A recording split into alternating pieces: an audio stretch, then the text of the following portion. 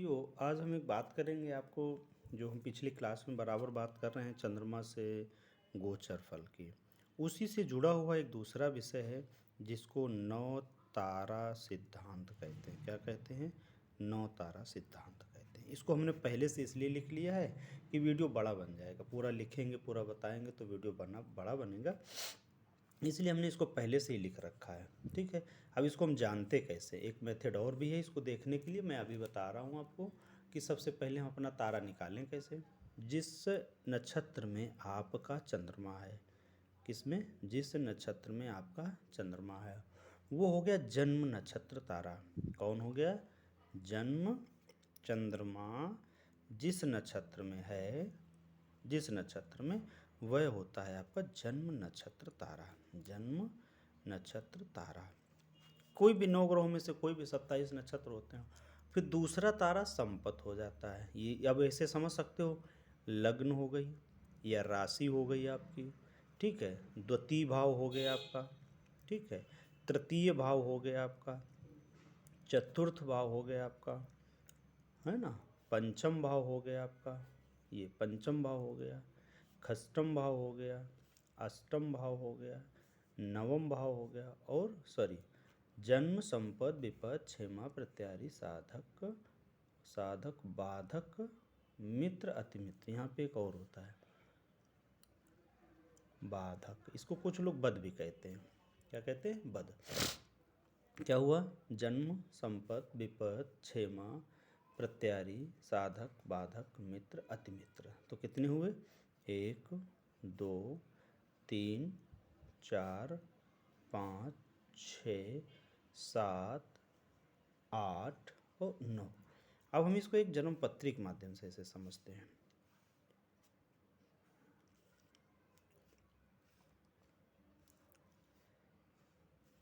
संख्या 9 आई इसलिए इसे 9 तारा कहा गया है। 9 तारा।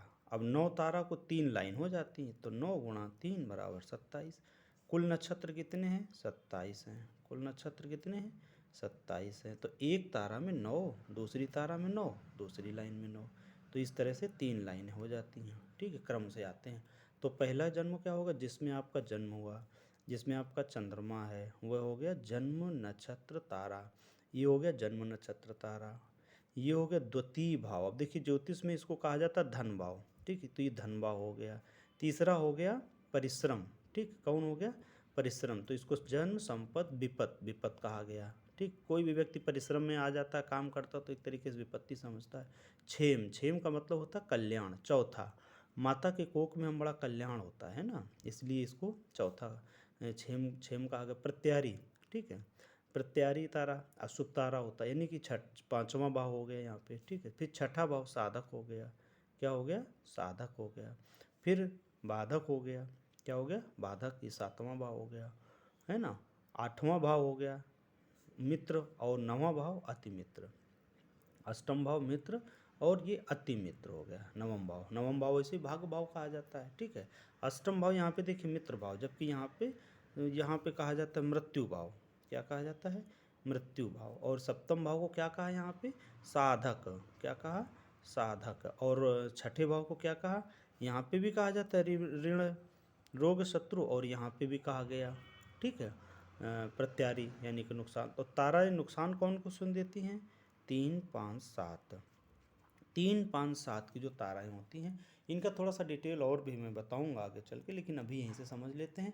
आपका चंद्रमा जिस नक्षत्र में, उसको हम जन्म तारा कहते हैं। फिर उसके दूसरा जो नक्षत्र होगा वो संपत तारा, विपत तारा, क्षेमा तारी, प्रत्यारी तारा, साधक और बाधक, मित्र और अतिमित्र। इस तरह से, यानी कि सबसे पहले गिनना कहाँ से? चंद्रमा आपका जिस नक्षत्र में है उस नक्षत्र को, फिर उसी नक्षत्र के क्रम में आगे बढ़ना है। ठीक है, जैसे हम उदाहरण के तौर पे अश्विनी है जन्म नक्षत्र, यानी कि चंद्रमा आपका है, तो अब अश्विनी के बाद भरणी आएगा। ठीक है, भरणी। इसी क्रम में आप आगे 27वें नक्षत्र तक गिनते चले जाओगे। ठीक है, वीडियो बड़ा हो जाएगा, इसलिए अभी मैं इतनी ही जानकारी देता हूँ। और 3 5 7 तारा अशुभ माने जाते हैं।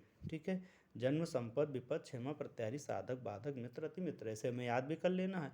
और फिर इनकी दशाओं को भी मैं मिला के दिखाऊंगा, योगिनी दशाओं को कैसे मिलाते हैं, इनको कैसे देखते हैं, बड़ा लाभ करेगा आपको। दैनिक गोचर फल में भी मिलता है ये। ठीक, दैनिक गोचर फल जो मिलते हैं तारा चक्र से, उनमें भी आ जाता है। आपको विधि बताऊंगा आगे चल के। ठीक।